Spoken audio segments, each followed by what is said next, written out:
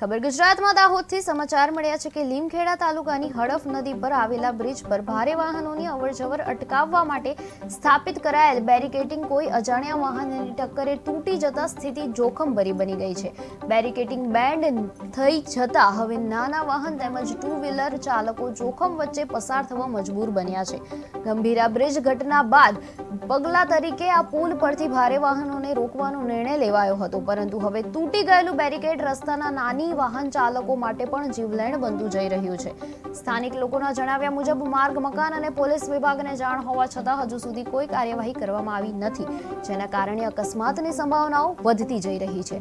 સ્થાનિક જનતાએ તાત્કાલિક ધોરણે બેરિકેડિંગની મરામત કરાવવા માટે કીધું છે અને દાહોદના લીમખેડામાં આ વસ્તુ બની છે કે જ્યાં જીવના જોખમે વાહન પસાર કરવા માટે લોકો અત્યારે મજબૂર બન્યા છે અને તૂટેલા બેરિકેડ રાહદારીઓ માટે અત્યારે હાલાકીનો સામનો કરવો પડી રહ્યો છે લોકોએ અને માર્ગ મકાન વિભાગ દ્વારા તાત્કાલિક કાર્યવાહીની જરૂરી છે.